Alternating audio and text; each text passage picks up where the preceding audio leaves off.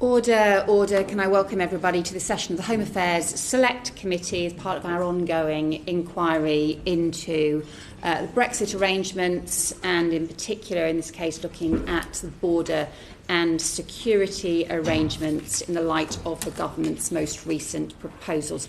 Can I just ask our panel, welcome you and ask you to introduce yourselves. Mr. Singham. I'm Shanker Singham. I chair the technical panel of the Alternative Arrangements Commission, but I'm a trade and competition regulatory lawyer and expert.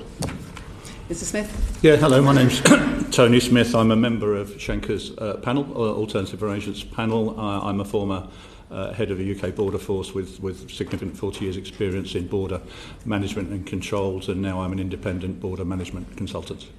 Okay. And so we can clarify, yours is an independent Alternative Arrangements Commission. This is not the same as the government's Alternative Arrangements Technical Advisory Group. Could you maybe just start by just explaining how your proposals and conclusions might be different from the same as the latest proposals that we have heard from the government? Who wants to start, Mr. Singham? I mean, our proposals and the government's proposals are similar. I think they're similar largely because if you look at this problem for long enough, I think all the technical experts ultimately come to the same conclusion if you're trying to essentially achieve three things. One is protection of the Good Friday Agreement and the peace process. The second is ensuring the integrity of the European single market and customs union.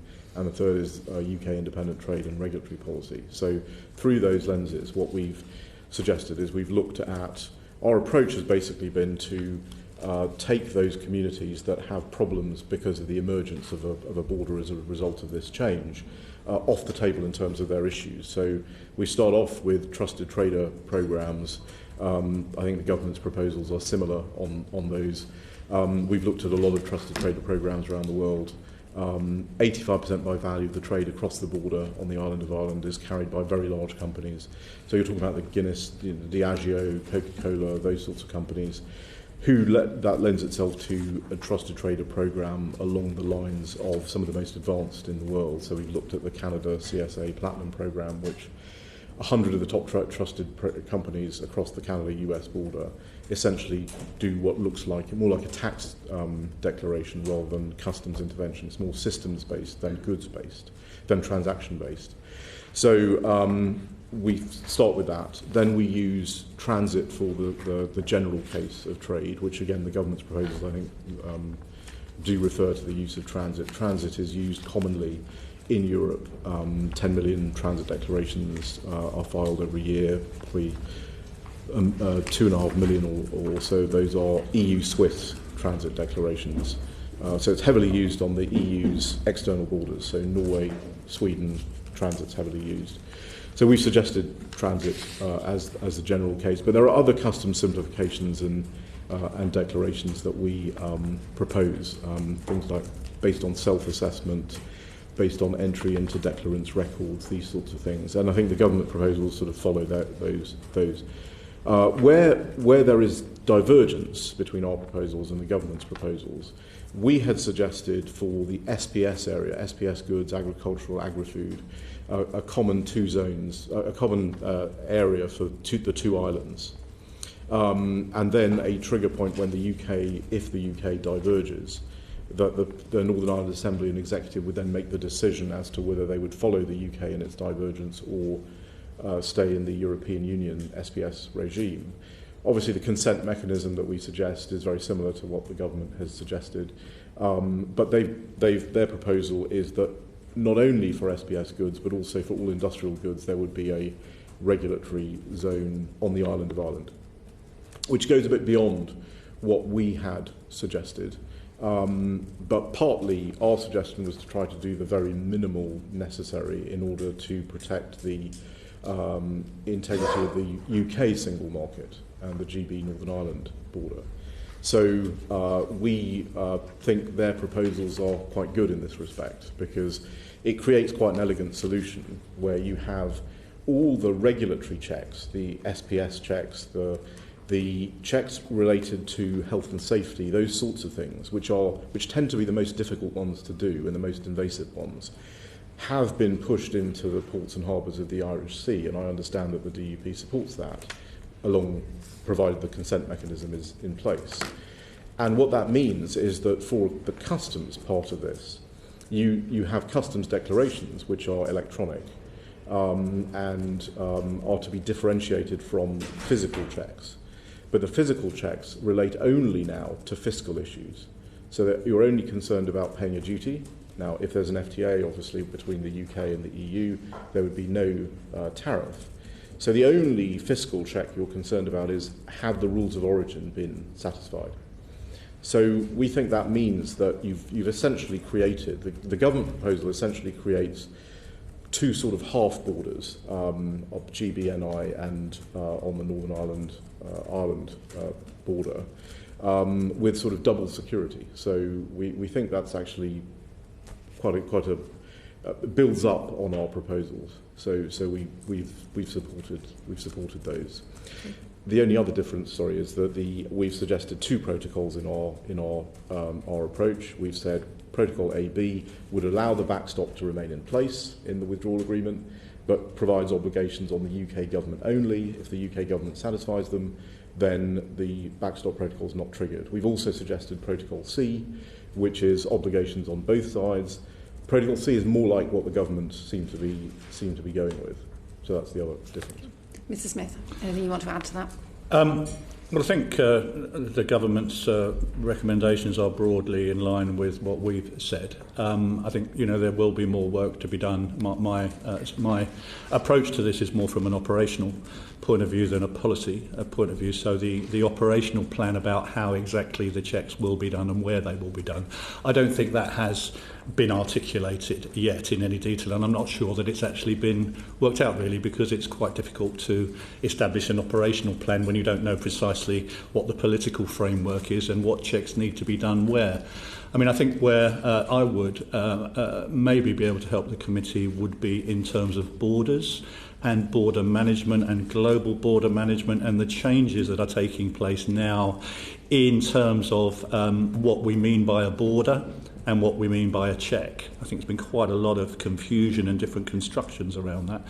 So just a couple of points. I mean, the first thing is, for me, a modern-day border is a series of transactions rather than a line of desks or kiosks like I used to sit in before we had computers. We receive data, and the committee will no doubt have taken evidence about how that data is received, but data is the key to this, so we will be receiving a lot more data under these proposals, because there will be declarations being made which aren't currently being made, and that then enables us to perform a risk analysis on that data to identify which goods are required for a physical inspection, as opposed to the vast majority of goods which aren't actually, because we're able to risk assess them electronically and through our targeting systems determine what needs to be physically checked. And then the second question is where the physical check would happen. And it's much easier for us to conduct physical checks in seaports or in airports, where we have carriers who can help us with data and can help us with the logistics of port companies, port operators that work very closely with us to enable those mechanisms to take place. So where a physical check is required, then that particular vessel or vehicle can be moved to one side to enable flows to continue. Land border management is the most difficult of all. We understand the red line, that there can't be a physical border or any form of physical infrastructure on the island of Ireland, and so our proposals talk about an alternative approach to physical checks which would not take place on the physical land border themselves, but more in facilities and in country based upon intelligence-led interventions. And how does that actually work in practice, if you're thinking about that enforcement side and whatever checks it is you need to do? Let's suppose that there is some form of tariff differential, so there is some customs incentive potentially to smuggle or to avoid in the future. in those circumstances, physically, how do those checks take place if I'm a small trader crossing the border, not complied? Yeah, I'll take a crack at that and then let Tony talk about the programmatic stuff. Basically, with all smuggling, I mean, we don't think that smuggling is as great an issue as some have suggested, because you are dealing with two islands. So we do have a lot of information coming into ports and harbours. The area of smuggling, as you suggest, is going to come where there's an incentive. The incentive is going to come particularly in areas like agriculture and food. Just wanted to come back to that. Well, I'm actually more interested in not whether there's, I'm just saying, let's suppose there is an incentive, put aside the scale of it. I'm interested in, if you need to do checks, what do we do? Yeah. How? Right. How do they take place? Where do they take place? And how does it work? Right. So what our proposal in dealing with smuggling is basically to say that, first of all, both the UK and the EU will undertake to enforce each other's anti-circumvention laws, because what you're talking about is circumventing a duty that has to be payable to the EU. So in the case where you have a UK tariff that's lower significantly in agriculture, or in an anti-dumping order, which may also occur, and there's a big incentive, then both sides agree to enforce each other's anti-circumvention laws, so that in the event that I'm a Northern Irish trader and I am violating those rules, I'm violating the EU rules, I'm also violating UK law. And also the Northern Ireland Executive had recommended draconian penalties for non-conforming goods. So as with all smuggling, the way to deal with it is to look at the incentive bucket and the disincentive bucket and make sure the disincentive bucket is greater. I'm still actually, I suppose I'm less interested in the smuggling. We can come back to that issue. I'm just literally just trying to work out, I mean, maybe your answer is that you would do no checks, in which case just say you would do no checks. But I want to just understand if and when you need to do checks, how and where would they happen? Yeah. I mean, all checks are intelligence-led, so that's probably where Tony can... So, I mean, the three main options are pre-entry, on-entry and after-entry. We know we can't do any on-entry checks, physical checks, on the island of Ireland, so the only options are pre-entry or after-entry. Pre-entry checks, I think the government's proposals will be a significant number of more checks will be done at the ports and harbours on routes within GB and across into Ireland, where we will be able to do checks before goods enter the Republic of Ireland. We're talking about goods going that way.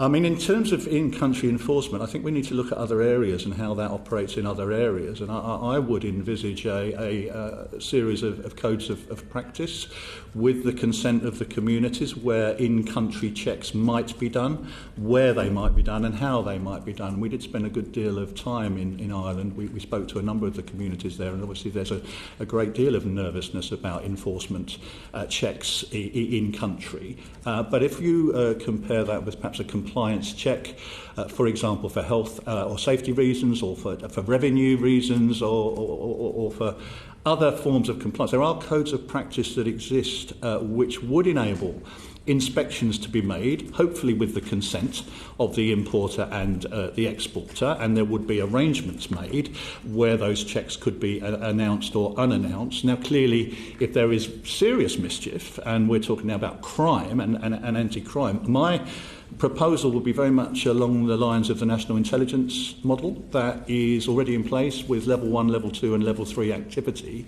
But I do think that does demand close collaboration between our agencies, that's just not just the UK Border Force, National Crime Agency and PSNI, but also the Garda and the Irish Customs. So I would like to see a joint border operational plan which would set this out in more detail. And again, I think the principle of consent is really, really important in terms of if we are going to go into places to do physical checks, how that would work in terms of a code of practice. Okay, but I'm still just not sure how any of this might work at all. Words like code of practice don't really help me understand what it is we're actually talking about. So are you talking about sending the Border Force or customs officials into a factory and checking the vans that are arriving, for example? Are you talking about doing checks, the police stopping vehicles on the road from the border? I'm just trying to understand in practice what you're talking about. Most of it would be after the event, basically. So you're looking at intelligence that you're gathering from the collaboration between the Irish Customs authorities and UK HMRC. And because the regulatory zone is the island of Ireland, what you do have to do is you've got to make sure that your technical checks and your SPS TBT sorts of checks in the ports and harbours are very strong. The EU will want to make sure that the UK has robust checks. What this proposal does is it requires the EU to allow or delegate the responsibility for protecting the single market to those checks in the ports and harbours of the Irish Sea. So we are going to have to do a good job to prove to the EU that those checks actually work and that they are solid. I know, but at the moment, robust. I'm struggling to understand what the checks are. So, Right, so at the moment, I just, Yeah. I'm not trying to be stupid about this. I'm just literally trying to understand what Right. sorts of checks happen. Just give me an example. Yeah, so there are various kinds of checks. So you may be concerned about product that enters the single market, the Irish market, that is non-conforming in the sense that it violates SBS rules or it violates the EU's technical rules. I'm interested. It's the customs ones I'm interested in. So those, that's my point is that those are quite significant, and because that's been pushed into the Irish Sea, it's a lot easier to administer. So you're only really concerned about fiscal issues. And on the fiscal side of things, assuming again a duty-free area, a free trade agreement between the UK and EU, the tariff issues are only going to be in those areas where there are significant differentials. So you would use intelligence to say, well, and we'll know. So, for example, if there's suddenly a vast increase in beef coming into Northern Ireland, for example, because let's say that the UK tariff has dropped relative to the EU common external tariff, you will see that increase in activity coming into the ports. And then customs officials, through intelligence means, will look at where the risk is, and they'll say, well, there's a lot coming into this particular area. Let's look at who's sending beef into Republic of Ireland, and let's make sure that this is real trade. Okay, so let's suppose they think beef's a problem. Then what will they do, and where will they do the checks? In the facilities. So there would be checks in facilities. We certainly... there will be all sorts of checks in facilities for fiscal reasons, not just to deal with an issue of anti-circumvention or you're avoiding the duty. And so if you've got, say, let's suppose you have lots of, I don't know, small traders who just go buy beef in Belfast and drive it down to Dublin, or vice versa, depending on where the checks are or whatever, where, for those people who are stuffing a van full of beef and driving it to and fro, where will those checks take place? So we suggest those checks take place where those traders actually are. So if you're picking up an increase in beef arriving at the ports of the Irish in the Irish Sea, you would then want to do that. You'd know something's happening. You know some issue is occurring, and you would then go to those traders, those small traders' facilities to check, as you would for any fiscal concern. They're not paying their VAT, they're not satisfying rules of origin. But if I've just got a van and I just rock up at a wholesaler and I buy a whole load of beef, and I then take that van and I go to some small shops the other side of the border and I sell the beef, where are you checking me? You would nonetheless have to complete a declaration that that's what you were doing in order to comply with the regulation. So the first thing is, are you completing a declaration or not? Suppose I've not completed a declaration. Well, suppose you've not completed a declaration, well then you are not complying with the regulation. Indeed, and that's what I'm trying to find, is yeah. those people who are not complying with the regulations, where's the potential? I accept that you're not going to catch everybody in any regime, but I just want to know where even the potential is for identifying them and checking them. I get you, and I think the challenge really is the data that we don't have now is going to take some time to accrue.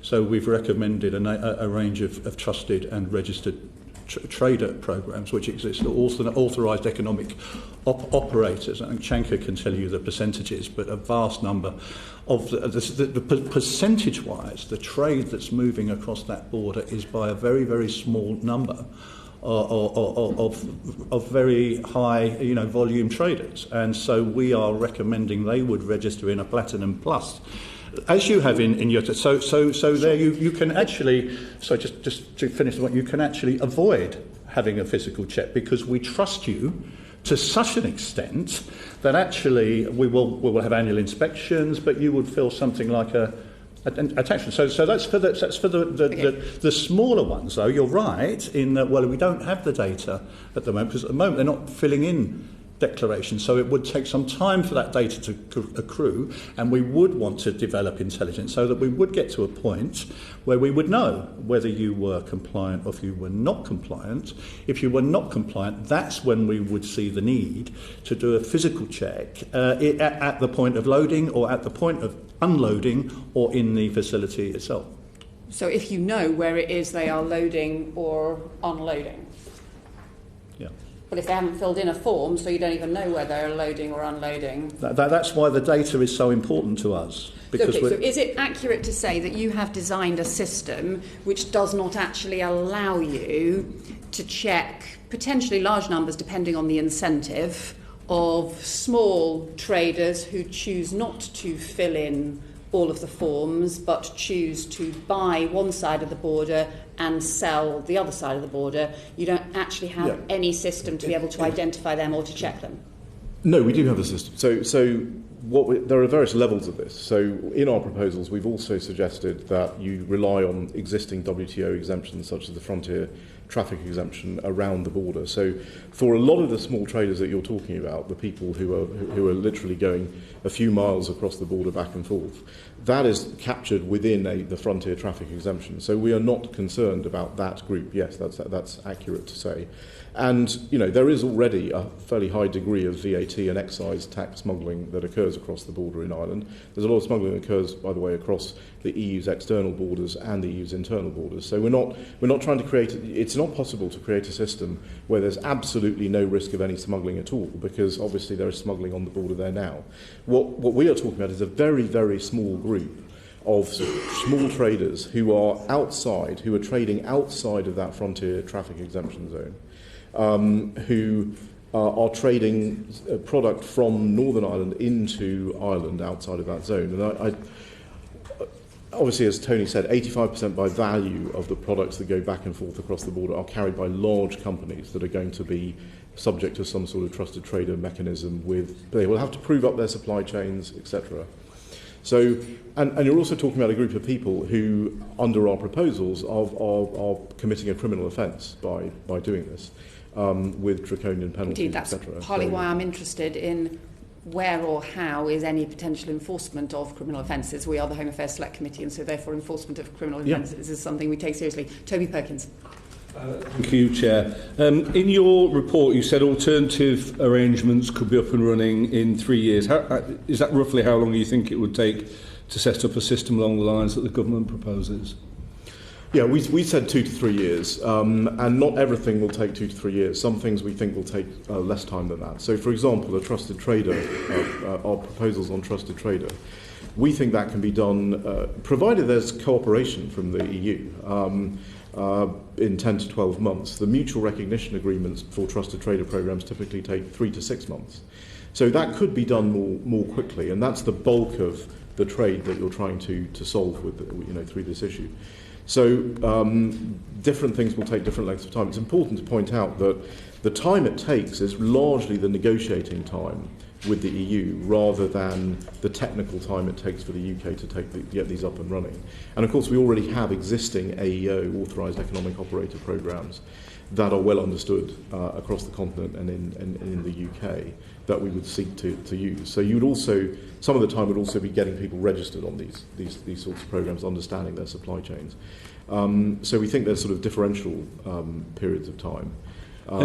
So you mentioned there about sort of negotiation time. What are the key areas that will require, in terms of the government's proposals, that will require exemptions or exceptions to be applied by the EU to their existing rules? Right. So our proposals basically follow the line of the Union Customs Code. So the only exemptions that we're asking, particularly if there is a common SBS area on the island of Ireland, would really be in transit, where the Common Transit Convention, there would be a derogation for there's a requirement under the Common Transit Convention that you have a barcode reader in an office of transit on the border. Obviously, we can't have an office of transit on the border in this case, so you'd have to have an alternative to the barcode. The EU has already, we don't think that's a very major derogation for them, because the EU has already offered that for the French for their no-deal planning. And we suggest that geofencing and other GPS technologies can be used, because the barcode is a somewhat, it's not really used anymore by officers of transit. So as long as there are other alternative mechanisms. But that would have to be negotiated with the EU. The EU would have to agree that would work in this particular case. So it requires goodwill on both sides. It does. No, all of our proposals require goodwill on both sides. Yeah. I believe that the EU had already, except what you're saying about the French example, but I believe the EU had previously already rejected offering a derogation on that because of their concerns it would lead to threats on the single market and create perverse incentives for companies to stay below the threshold where the controls would apply. Is this something you do you believe that they just we can persuade them to change their mind? Yeah. So you're referring there to the UK government, as far as I understand it, asked for an exemption for small traders from the EU up to about £1.5 million, which is a significant exemption, and I would understand the EU's response was that is too much. The EU is very concerned about any holes in the single market and the customs union. What we've suggested is a much, much smaller exemption, which is the VAT threshold of £85,000. We think that makes sense because people above that threshold are already filing VAT registrations, so they're filing documents anyway for trade because there is a VAT border in the island of Ireland now. So we think it's legitimate and realistic to ask for that. We don't think, if you're trading below £85,000, we don't think that's a threat to the single market and the customs union. So that's the EU's approach on that sort of exemption. On the barcode, I don't think that the UK government presented their desire for a change to the barcode for transit in the context of a set of proposals. So I think they have to do that now, and it has to be a political ask. It sounds like a very technical thing, but it's a hugely important thing. The request for barcode exemption was made generally across the whole EU and UK, including Dover, Calais, including other UK ports. Whereas actually, you don't actually need a barcode exemption except on the island of Ireland. So it should have been, I think, a more political ask, because this is vital to ensuring that there is no infrastructure. It seems that there would be sort of a significant difference if you were a business in the UK that had offices on the mainland and also in Northern Ireland. We're increasingly moving towards significant differences to the way that your different businesses would operate. I mean, initially there was a lot of talk about the sort of integrity of the UK single market and nothing changing, but these proposals really do move us away from that idea completely, don't they? Well, the major differences are technical and regulatory differences, and what's happened because of the UK proposal being a regulatory zone for industrial goods and agriculture and SPS goods on the island of Ireland, actually the differences between Northern Ireland and the Republic of Ireland on those kinds of issues is not going to be there. They are going to be a single integrated unit. When we suggested our proposals, we were building from what already exists on the island of Ireland, like the common livestock area, animal feed, things that relate truly to the all-island economy, and where it does exist, which is in agriculture and food and feed and that sort of thing. The only differences under this proposal, the government's proposals, between Northern Ireland and Ireland, would be in the area of tariff liberalisation schedules, which may differ as between the two. But in terms of the integrity of the UK single market, you would notice a difference in terms of what you were filling out in your Chesterfield branch and your Belfast branch, would you? You would notice a difference between GB and NI on technical checks, on the regulatory system that you're following, if we diverge, because we're not going to diverge immediately. And right now, and on the day of Brexit, both the UK and EU will have identical SBS and other regulatory regimes. So it's only when the UK diverges that's when you would notice a difference between GB and NI. And you will be aware that the Northern Ireland business community was sort of outspoken in their concerns about this. What estimate have you made of the costs and burdens to business, and to what extent were the concerns that organisations like the Northern Ireland Chamber were making legitimate concerns? From Mr. Smith, who's not heard from my questions yet.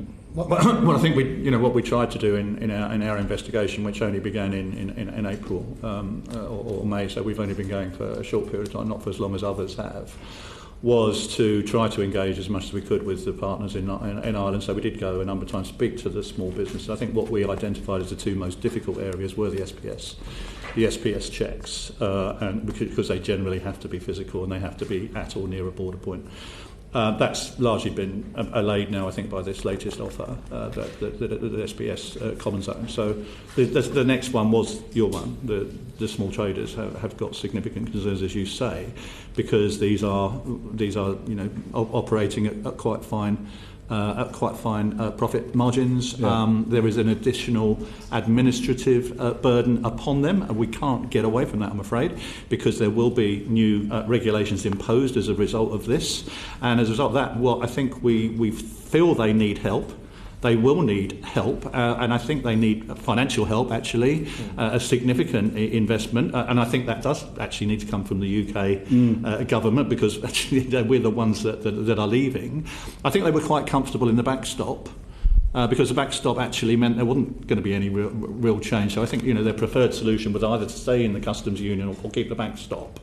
I think now that's become a shift here in terms of the political reality that neither of those two options are acceptable to Parliament. Well, then alternative arrangements are probably better than no deal for them. But I do sympathise with them, and I do think they need help, and I do think we need to do a lot more work with the small traders in Northern Ireland to help them through this. Actually, the form in which that would take would be. Yeah. Sorry, when I appreciate what your sympathy. But when you sort of say, well, we need to offer more help, I mean, they're asking for something that you're rightly saying the Parliament's turned down, the Customs Union. I still would like to see us explore that again, but no, I accept that it's right to say that. But they're asking for something we can't offer.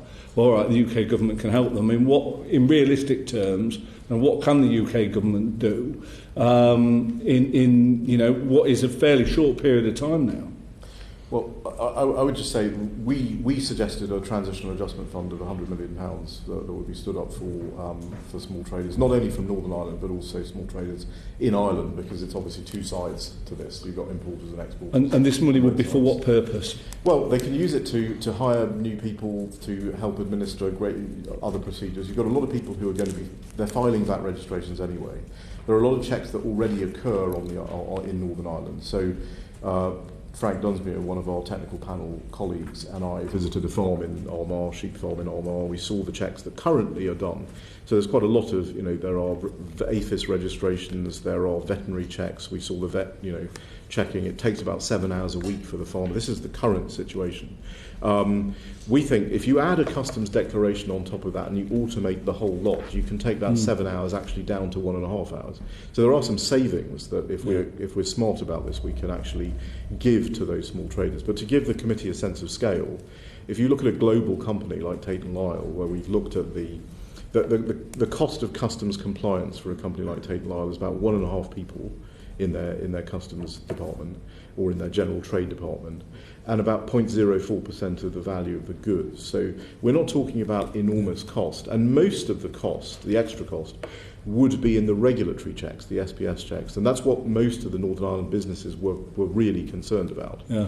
And if you push those out to the ports and harbours of the Irish Sea, then those smaller traders in Northern Ireland only have to worry about electronic filing of customs declarations, and potentially having... Do you see an irony here that for a lot of the time we've been talking about how bureaucratic and the regulatory burdens imposed by the EU, and now we've got the government being advised to put millions and millions of pounds on one side in order to support businesses to deal with the new regulatory burdens that leaving the European Union have caused?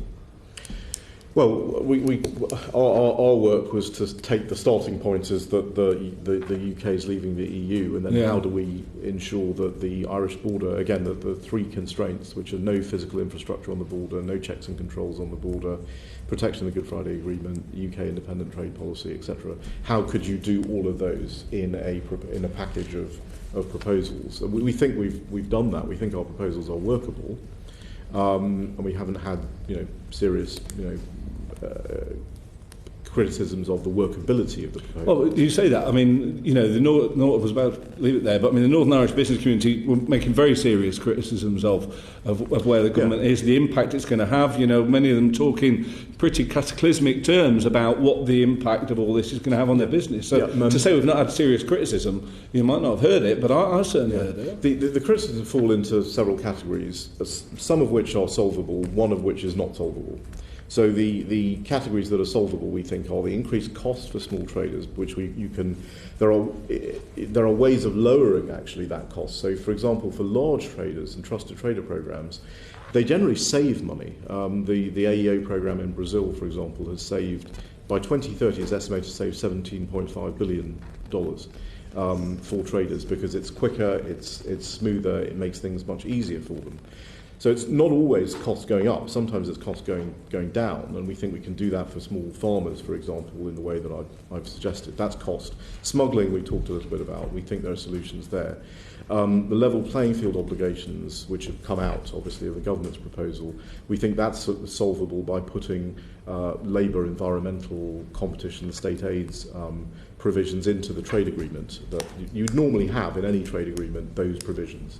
And you'd expect to see those in any UK-EU arrangement. The one thing that's not solvable is if the view is from the EU and from the Irish side that nothing can change, that the status quo has to be maintained, that there cannot be any customs processes of any kind, even just electronic filings, like a VAT filing, in Northern Ireland at all. There is no way of achieving that unless Northern Ireland stays in the European Single Market and Customs Union, leaves the UK Customs Union, which I don't think is viable here. So unless people come off that view, then it's very hard to see how any deal could work. But I don't think that's, the EU has also suggested in the last year moving some checks into Northern Ireland. So I don't think that's a hard and fast position. Can I just make a point that alternative arrangements weren't our idea. The alternative arrangements were already in the withdrawal agreement. And when I came into this, nobody could really tell. I was quite interested what they were going to be.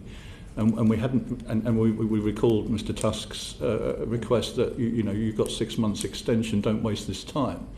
So that's why we came together as a group to try and, So we came in under a principle that has already been established of alternative around. What we've tried to do, and we've given our best and honest advice throughout this process and consult with whoever we can, is what do we actually mean by alternative? Are they deliverable?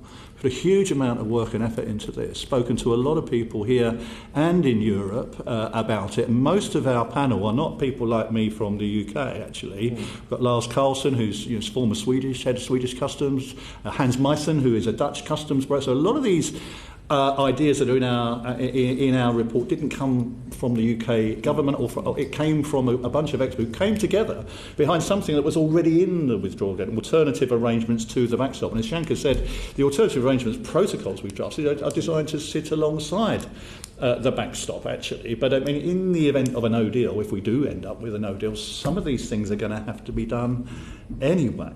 And so we're just trying to provide you with some help and some expert advice on how you can work through what is an extraordinarily complex area. Tim Lawton. Gentlemen, what's your definition of a hard border? Well, I'm not sure that's a very helpful concept, actually, because it's as Tony said earlier on, borders have changed in the way that they are administered. So borders are a series of transactions now. They're not a line in the sand in the way that they were in the past. So you have some things, you have some transactions, customs declarations that are electronically filed that have to accompany every good, every transaction. So 100% checks there. Then there are the fiscal checks that you would have to do. So 1% typically of goods being moved will be subject to fiscal checks, which means you go in on an intelligence-led basis and you look at where the product has been where the product is being produced to ensure that somebody's not violating their rule of origin commitments, or they're not violating the duties they ought to pay, that sort of thing. So that's again further back. Then you have the regulatory checks, which are now in the ports and harbours of the Irish Sea, which are even further back away from the border. So we think there's just a series of things. But if your view is that any sort of customs process at all is a hard customs border, then there will have to be a hard border either between GB and I, or between Northern Ireland and Ireland, or between Ireland and the EU26. But we don't think, fortunately, that is the way to look at this problem. The way to look at this problem is how do you minimise the level of impediments all along the supply chain. If I may, so, this is my bailiwick really. I've spent a lot of time working in borders and seen a lot of things in government and outside of it. When we talk about hard borders, I was involved in the 9/11 aftermath in Canada, US. That was very hard. We had the contest strategy here, and since I've been, I spend a lot of time at conferences, at international events. We were out in Istanbul looking at the Turkish border. We were down in India looking at the Myanmar, Bangladesh, where you have border guards who are literally delivering babies, removing landmines. My concepts of borders are perhaps a greater bandwidth than the one we're talking about here when we talk about hardness. I mean, there are things that we've got going for us here.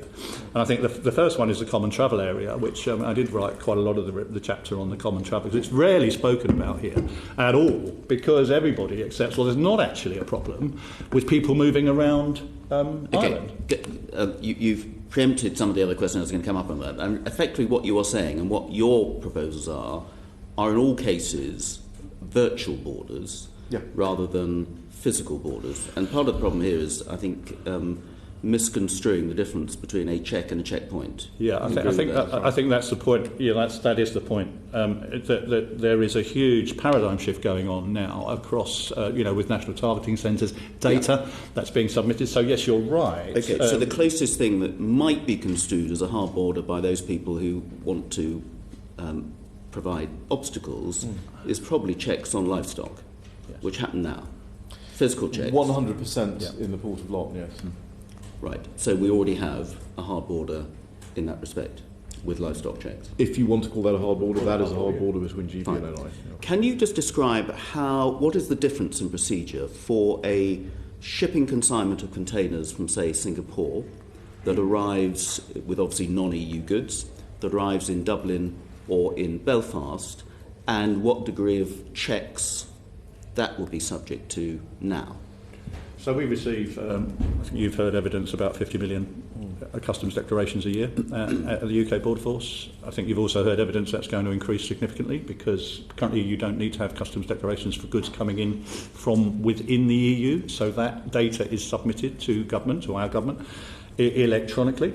We have designed a new system. You've had evidence about that as well, I think, about the customs declaration system and how that will cope with the additional volume. And so when we're talking about large-scale movements of freight, those are, as you say, examined and risk assessed on a targeted basis, where the data is examined in our targeting centres, and that will inform whether or not we want to make a physical stop. Now, since we've been developing intelligence-led systems, because we haven't always had that capability in my experience, but now we have that, we've found that our interventions are much more productive, because we are able to use data, virtual data, to inform which particular containers or which particular vessels we want to stop and move into one area. The others are allowed to proceed on a release mechanism through the border. We couldn't possibly stop and check every container. So is the current situation for a shipping container arriving in Dublin or Brexit from Singapore substantially different, other than what is computerised and clearanced by computer, to that shipping consignment that's come to Dublin or Brexit from, say, Bilbao? What is the difference in terms of times for processing, physical processing, or is it a question of additional data which has to be preloaded into the system to get approvals, make declarations, which will be subject to a risk assessment of what physical interventions might then be necessary. Is that actually a big difference now?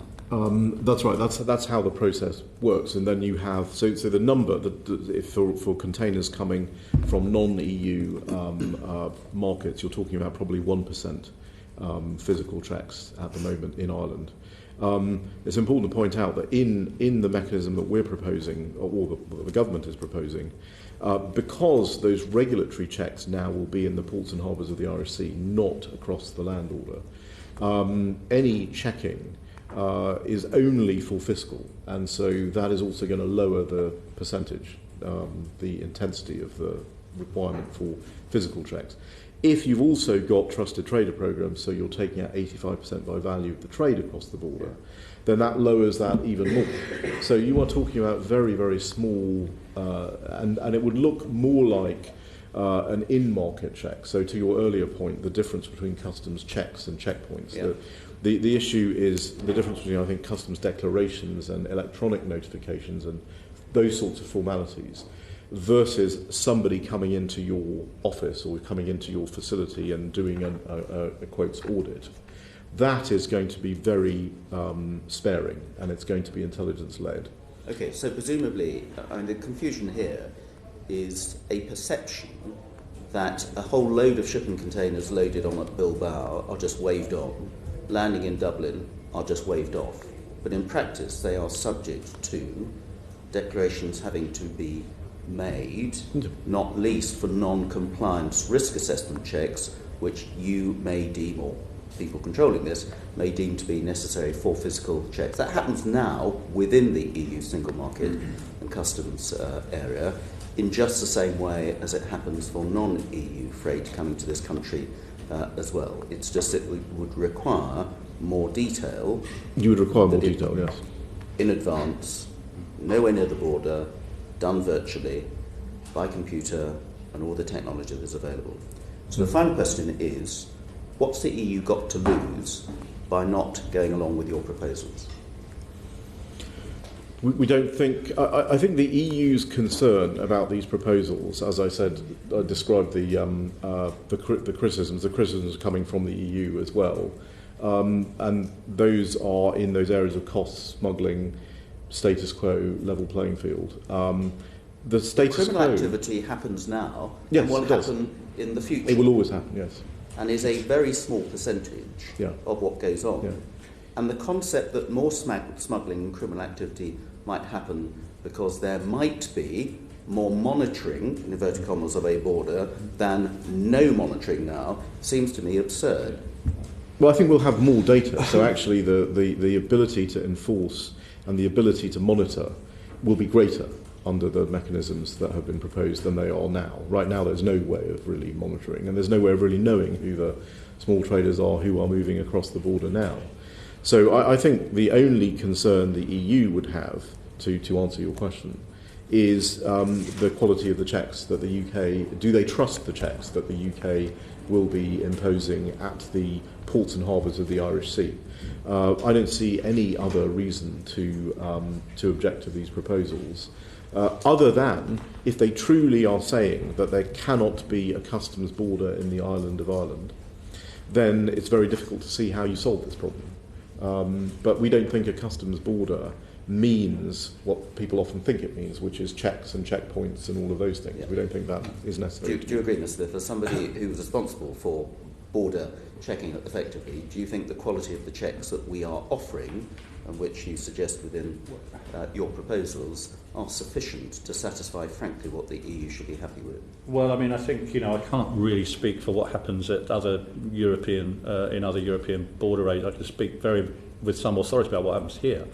We do have a very, very good border and an excellent targeting capability. I say that with some authority because when I was working in the government, I got lots of requests from people to come and look at our rummaging team in Liverpool, to come and look at our academy in Dover, where we do very thorough checks, look at our targeting sensors to see how it can be done. So I think we're really quite good at this. I mean, what's changing is the volume. We will get a huge amount of additional data.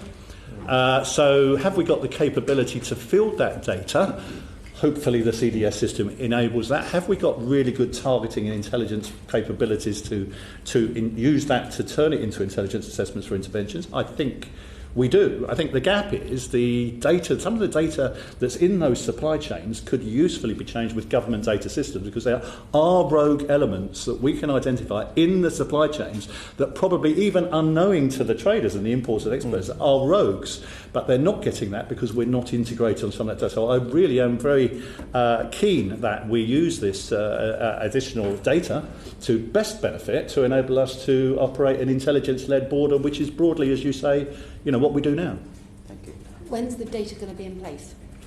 I think, that's a really good question, and I think that depends to a great extent upon how quickly the supply chains are able to provide it. And I've seen a range of material. I don't work for the government, but I've seen a range of materials coming out from the government about how companies can register and can start to supply that data to us. How long it will take for all of the companies that are exporting across between the UK and the EU really depends upon the capability at which we have to integrate that into our ballpark. systems. 3 months, 6 months, 12 months, 2 years, 5 years?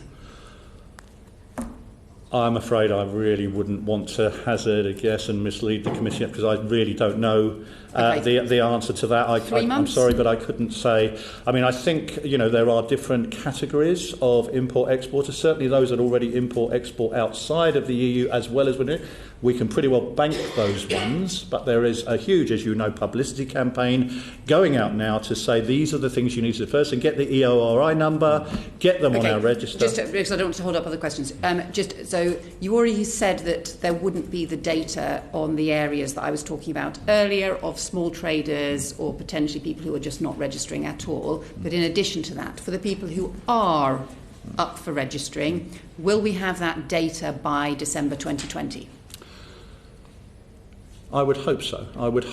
But I wouldn't want to say with authority that we'll be able to get that data from all of the traders. And I think we need to segment the marketplace. And I think the question about some of the small traders in Northern Ireland is a particularly relevant one. I think they do need help to enable them to provide it to us, really. Kate Green. If there is no deal, and therefore there isn't a common customs area across the island of Ireland, my understanding from the evidence we received from the Deputy Chief Constable of the Police Service for Northern Ireland recently was that there was a highly foreseeable likelihood of an increase in cross-border crime and an increase in the volume of smuggling. So why do you think, in the event of no deal, that we shouldn't be too worried about the risk of smuggling? Well, I'm not saying that. Our proposals are designed for a deal. We're not trying to answer the question of what happens in a no-deal So do you agree with the Deputy Chief Constable that in the event of no deal there is an increased risk of cross-border crime and smugglling, potentially a significant risk? I think we were told by the Permanent Secretary at the Department of Justice that it was impossible really to quantify the risk. Yeah, it depends. A lot of it depends on what we do and what the EU does in the event of no deal. And as I say, our proposals and our work is not for a no-deal scenario, it's for a deal scenario. But I would think that in the event of no deal, you would have... The UK government said we will not put up physical infrastructure and we will not... The no-deal planning essentially allows, on a temporary basis, product to come from the EU into the UK without many checks at all. It depends what the EU does. If the EU puts up a hard border there, then yes, there will be problems.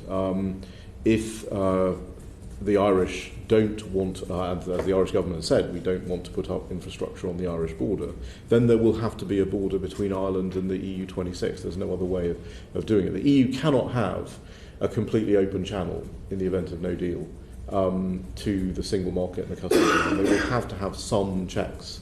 They will have to have their checks to protect the integrity of the single market and the customs union somewhere in the island of Ireland, either on the border or between Ireland and the EU 26. And there's no other way of doing it. That's why we're very anxious to ensure there is a deal. And that's why our proposals are designed to make sure we do get a deal and a transition period, and all of these things can be rolled out. Now, you've talked about carrying out checks not necessarily at the land border, but potentially on the factory floor. And yet, our understanding from evidence that we've had, for example, from Dr. Katie Hayward, is that any check that's done away from the physical border where the goods actually cross does create a risk of those goods being swapped, exchanged, different goods actually being shipped over the border. So how do you enforce between the assessment that's been made at the factory floor and what actually travels over the border? Yeah, well, I think Katie makes a good point, and from an enforcement point of view, then you really want to have the opportunity to intervene at any point in the consignment, be it from the point of loading to the point of crossing to the point of unloading. But the fact is, in this scenario, we are not going to be able to have any physical check, as you know, or infrastructure at the point of crossing. So the challenge for us is, how do we know that the goods that are being loaded are what they say they are on the declaration? How do we trust, and there's a big word, that those goods are genuine and comply with the declaration that's being submitted? That would, I think, involve a big investment in AEO frameworks and trusted frameworks wherever we can do that. But where not, that would involve inspections, I think, as you say, in the factory floor and in the premises, to make sure that the necessary checks are being done at the point of loading, and similarly at the point of arrival. Now, in terms of goods sort of falling off the back of the lorry, which Hans Meissen, who's my colleague, is more of an expert on transit than I am, but the barcode derogation, there are technologies which I've seen that do exist. They're not in place in the companies concerned, but they certainly exist because I've seen them demonstrated, would enable you to seal vehicles at the point of loading, and also to seal any items that are individual items within those vehicles, and then you would be able, through GPS, to track the point at which that vehicle has crossed. So you would know when it had crossed. You would know that it was secure at point of loading, and you would be, at any point where it's open, the seal would be broken and you would know. Now, that technology is available, but it's not in place. And I'm really quite keen that government does embrace this technology, because it is a potential solution to what otherwise is an intractable problem. And how quickly could that technology be put in place, should the government decide it wanted to use it? I think it comes back to the same question that the chair asked me about how long would the data take to be in place. That does involve investment and engagement with the industry, and I'm really keen that we get on with that. But I think that in terms of it's being tested now, and with some of the supply chains, there are tests in place with some of the big companies. Being tested with companies that have cross-border trade on the island of Ireland? No, on the French border with Kent, where there are trials going on now to test that we can actually track the driver and the goods, and the border force would see it moving, a bit like an Uber, and you would be able to know at what point that was stopped and when it was open. So that technology, but no, it's not being tested in Ireland yet, and it will take some time for that to be in place, and that's why we need a transitional period, which if we had a deal, we would be able to build that into the transitional period. And including if you were using that kind of technology, but even if you weren't, if other sources of intelligence were indicating that a particular consignment was causing a problem and should be subject to an intervening check, which would need to take place presumably quite soon after it had crossed the border, because that would be the moment when you would know that there had been criminal activity. Your intelligence would tell you that. Will that mean that there's a likelihood of increased intelligence-led checks around the border?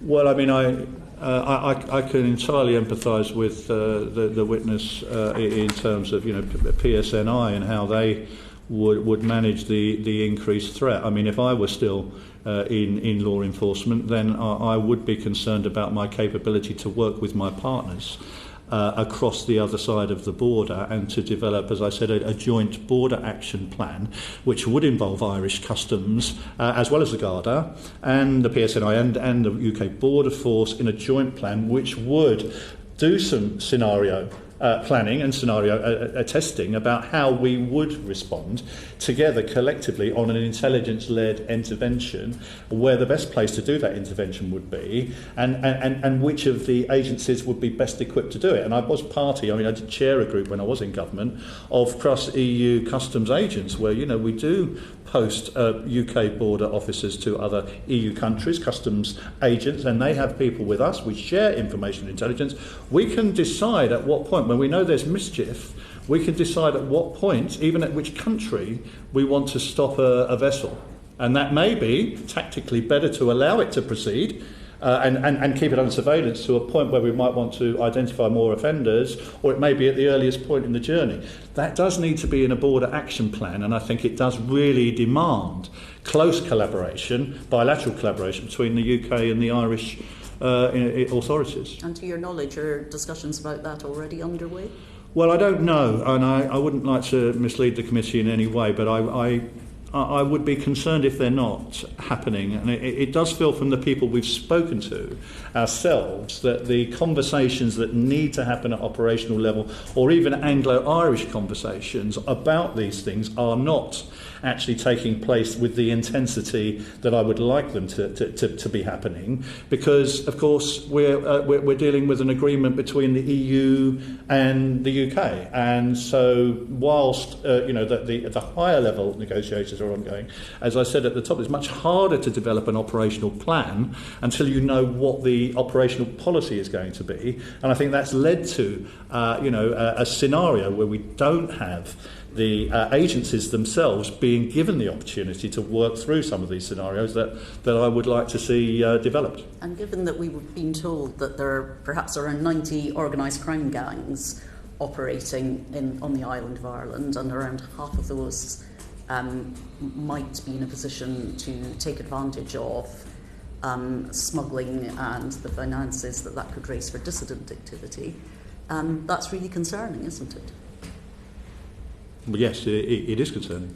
Can I just add a couple of things to that? One is a lot of the criminal activity and a lot of the smuggling that occurs now is VAT and excise fraud, which, because there's a VAT and excise border now, is occurring now and will continue to occur. So is there a joint operational plan in relation to that? I don't know. You would know better than I about that. But I do echo Tony's comment about the importance of the Irish Revenue Commission and the HMRC and even the French Customs Agency collaborating now. Our understanding is that collaboration is not occurring because there is, on the Irish side, a reluctance to engage because it is the EU that is leading the negotiation on the withdrawal agreement, which I think is a problem.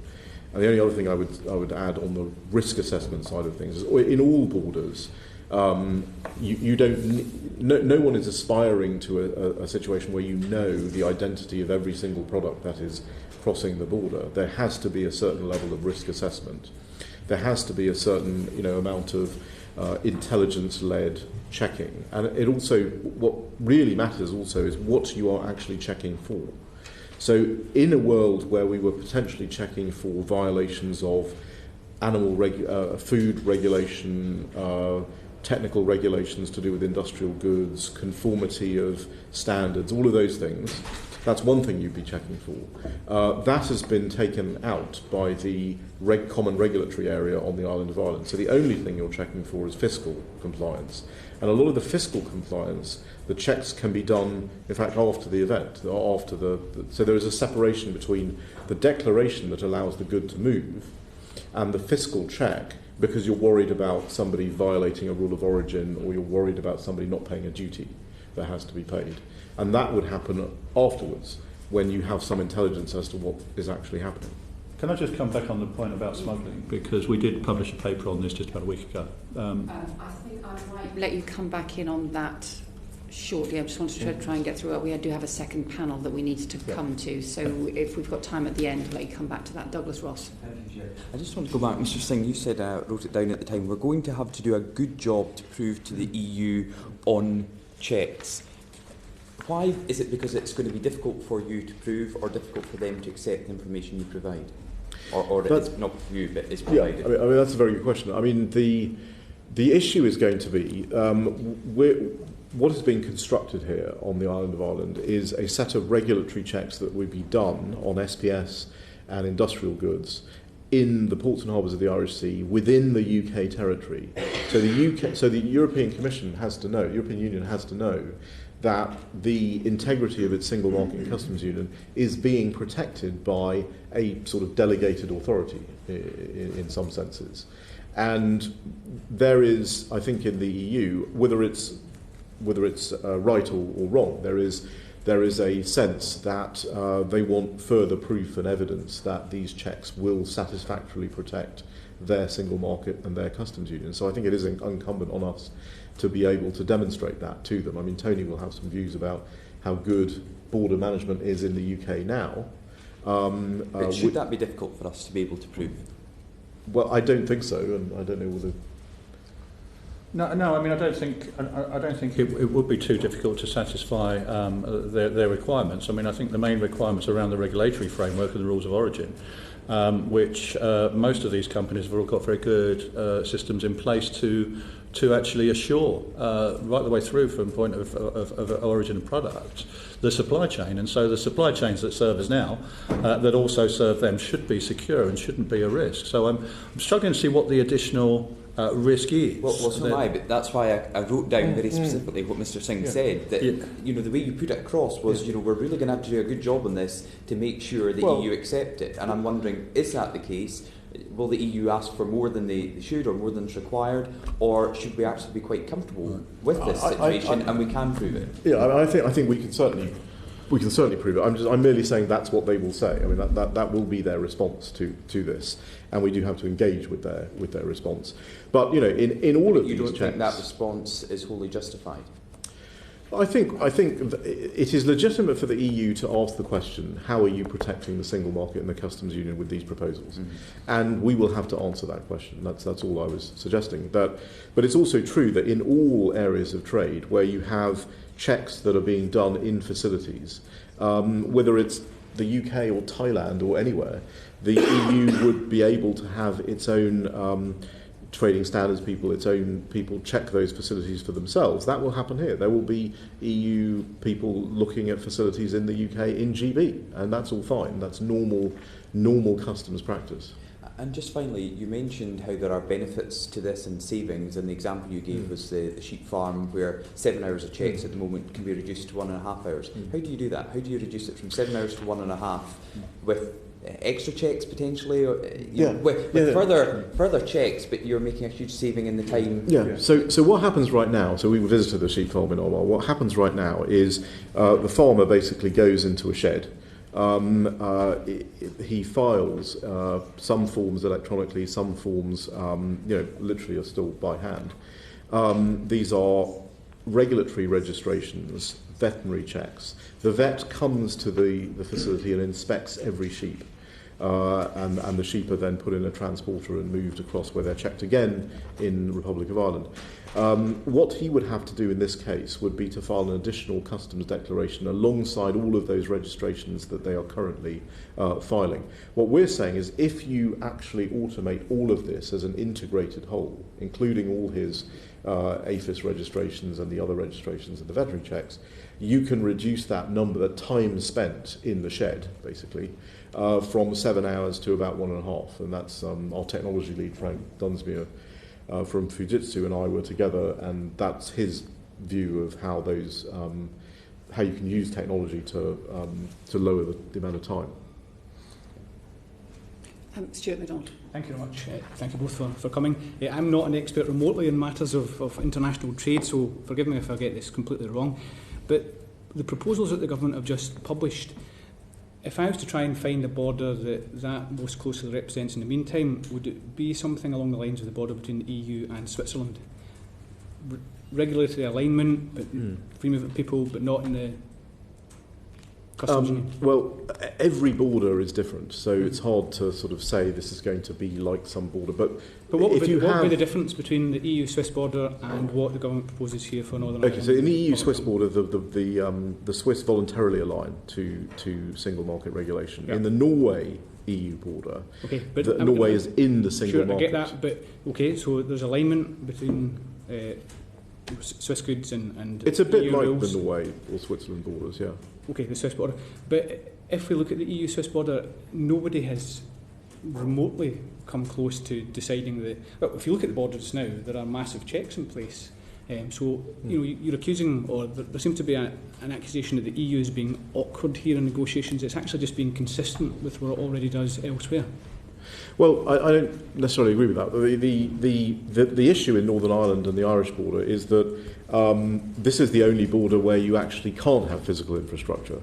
There is no such requirement in the EU-Swiss border, the EU-Norway border, or indeed many other borders around the world. So there's no reason to try to undertake the exercise that we've taken to ensure that there's no physical because you infrastructure. want fewer checks as you can. Why? But there's no hard. There's not the same there's no political forcing incentive. event. Yeah, there's not the same political needs and historic needs. I accept that absolutely. But if it was easy to do, or the EU genuinely thought that you could do it, they would already be trying to do it at the EU-Swiss border. Is that not fair? Well, what happens at the EU-Swiss border is you have a green lane and you have so you have the buildings. If you go to the Swiss border, you'll see the buildings. You will also see that there really aren't very many, if any, actual customs officers in those buildings because they aren't really used for this purpose. People tend to, partly because of the geography of Switzerland and the mountains and so forth. People will often do their transit declarations in places like Basel and away from the actual border, and then they'll use the green channel and they'll just drive straight through the area. So, but the Swiss border, the Swiss EU border, for its purpose, works perfectly fine. No one's complaining about it. No one is impeded in any way. So there's no real forcing event as to why it should change. In this case, there is a forcing event, which is why we have to construct a virtual or invisible border that. Yes, you're right in saying that. What I'm getting at simply is that the reason why that border is there, and it may work pretty well as far as it can, but it's because the EU is concerned that not having that infrastructure in place, however smoothly it may operate, would simply be to drive a coach and horses through the single market. Well, we don't think so, because the single market rules are protected in the government proposal by the common regulatory zone. So there are no single market issues related to product coming across. It's just customs declarations and and fiscal checks as opposed to regulatory checks. Okay, returning to the issue of smuggling, and you've sort of said that you are less fearful about the implications on smuggling than other commentators, but you have recognised that there is an issue in relation to tobacco and fuel, I think. Yeah. Am I right in thinking that does cost the Irish Exchequer anyway? It's billions of pounds. It's a very, very significant problem. Well, actually, that fraud is probably more of a problem generally around the European Union than the excise fraud and the other types of fraud, but. The fuel and tobacco fraud that happens now is excise fraud, basically, and that will continue because nothing in our proposal changes. Absolutely changes that. Yeah, and the reason why that happens is because there's an incentive because of differences in Yeah, sure. Yeah, exactly. Well, isn't the point then? I don't quite understand how the whole point of being outside the customs union is to have a different external customs tariff. Why that doesn't then create incentives in exactly the same way for all sorts of other smuggling to happen? Yeah. So it goes back to the chairman's question earlier on, which is you've got to look at what the differentials are, because it's the differentials that lead to the incentive for smuggling. So if you look at industrial goods... the whole point of not being in the customs union is to have this great new trade policy and improve the lives of people here. Then, on the one hand, the whole object of being outside the customs union is the biggest differentials you can create, to have something that is radically different. If it's not going to be radically different and not create incentives for smuggling, then what's the point of not actually just... So you've got to look at it product by product. So in industrial goods, the general tariff levels of the common external tariff, indeed any tariff generally around the world, are very low.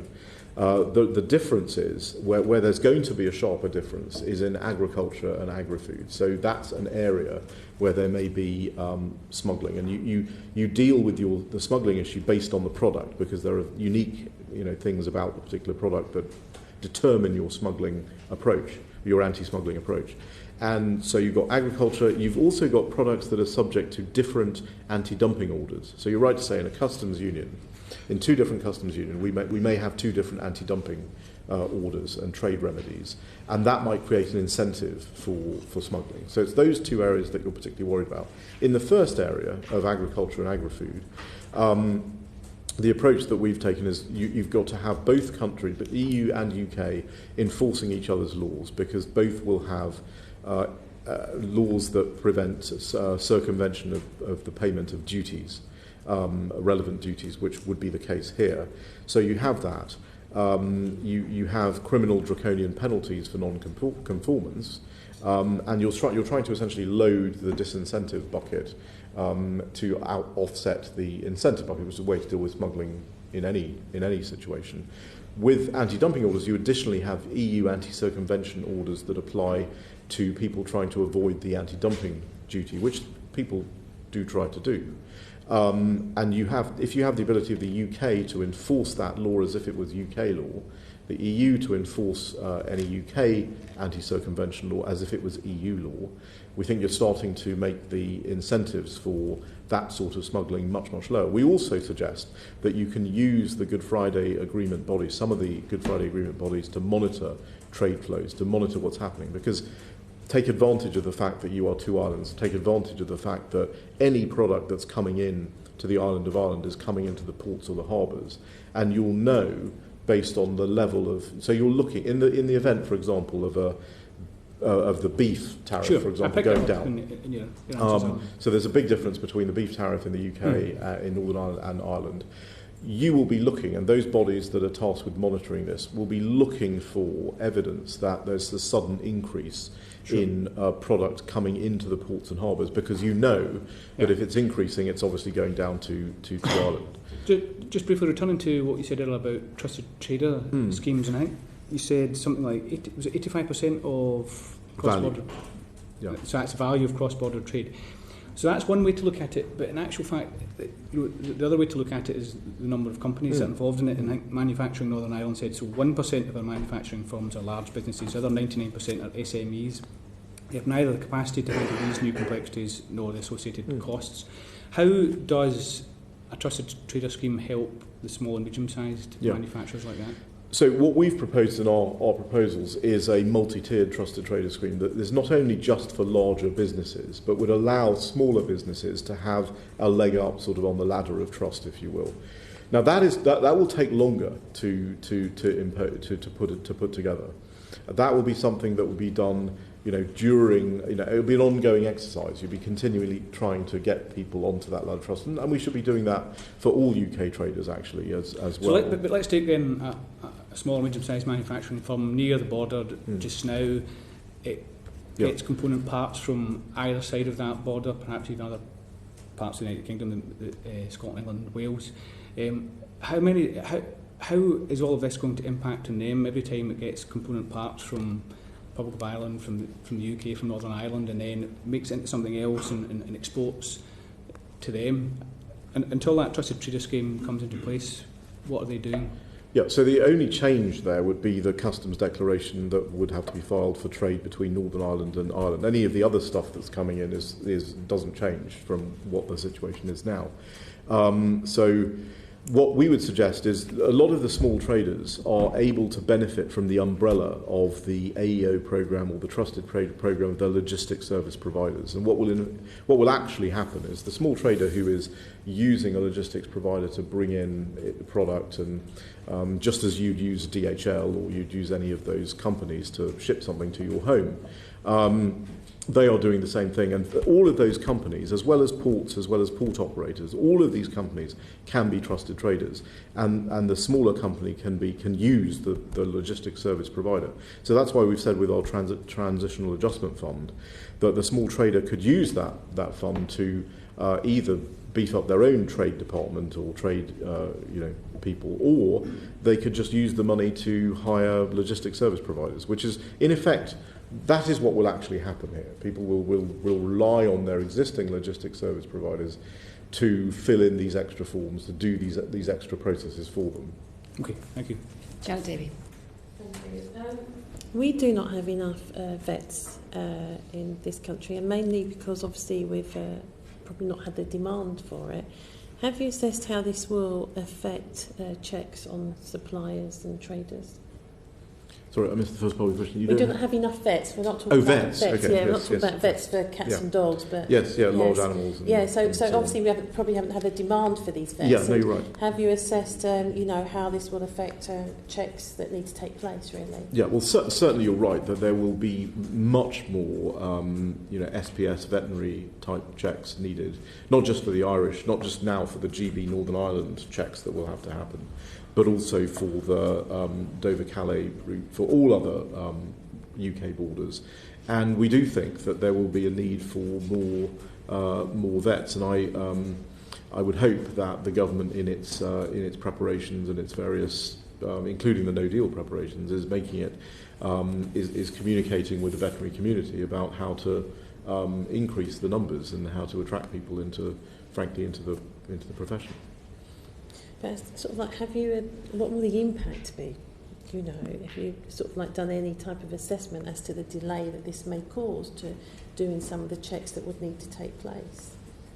Well, I mean, I think, because the regulatory framework has just recently changed within the last couple of weeks or so, we're now saying that there will be more border inspection points, more BIPs, I think, in ports, which don't traditionally have them. That will be a resource requirement, not just for vets, but for DEFRA and for the border force. And again, it's really difficult for us to deliver a resource requirement when we don't know exactly what the regulatory framework would be. But I think you're right to highlight the fact that there will need to be an investment in resources, including veterinary experts and other agencies, to physically do the additional checks that we are being invited to do at the ports and the harbours. But I'm afraid I don't have the data yet to be able to say what exactly that requirement would be. Thank you. Then just very quickly, finally, you talked a lot about sort of technology and that you could use for those traders who want to comply. How confident could you be that all of that technology could be in place by December 2020? Well, so our proposals are not technology-led. The technology, there's different aspects. But the of systems, they need to have the systems in place to implement this. I'm not saying wacky new technology. And I'm really just a really short answer. Yeah. I mean, we basically think yes, that this can all be done in the transition period. Yes, I think we can. And can I confirm, you're saying you would have no cameras at the border, no surveillance of the roads, no monitoring of vans travelling? No changes beyond what exists now. And then just final question goes back to that smuggling point. Let's suppose that the UK, for example, removes tariffs on clothing trainers coming in, and what then is the potential to enforce at any point if I am a small trader that decides, therefore, I want to make some money quickly and I want to buy a few crates of trainers in Belfast and go and sell them in Dublin, and then actually start doing that on quite a systematic basis. Where will I be checked? Well, so I think coming back to what the incentives are driven by the financial gap. And also the combination of the financial gap and the penalty and the risk of enforcement. That's why I'm questioning the risk of enforcement. Right. Let's suppose that could be like a 10% gap in terms of the tariff on clothing and trainers. Yeah. So I mean that would be intelligence-led based on the person, on the entity that's actually doing this. So if you have, where are we going to get any of this intelligence if you're not monitoring or if there's no surveillance going on? Well, first of all, as I think the committee knows, that there is. The current arrangements will continue, and there obviously are current arrangements.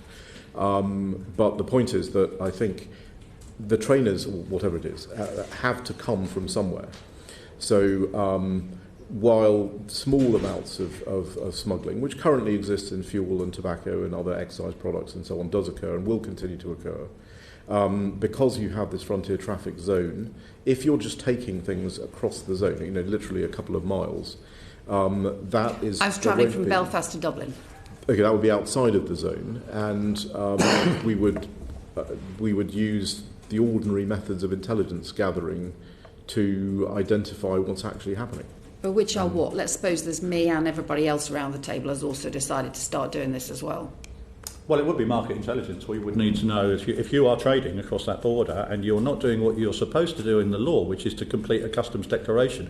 We need market intelligence to know whether or not you're completing a declaration, but that would be driven by the data that we're getting and by information that we're getting. So what we call it really in the trade is removing the haystack to find the needles, and that's what we do in border management now. So we would be looking to see if there are movements going on without putting cameras on the border, but if there are movements, there are goods cropping up in the market, that market surveillance is indicating that goods are being traded. That has to come from the communities themselves, and from when that intelligence is converted into an intelligence assessment, which is what would lead to an enforcement check. Which I'm not saying it's easy, it's far from easy, but we're trying to come up with an alternative arrangement to managing the Irish border without putting in any physical infrastructure.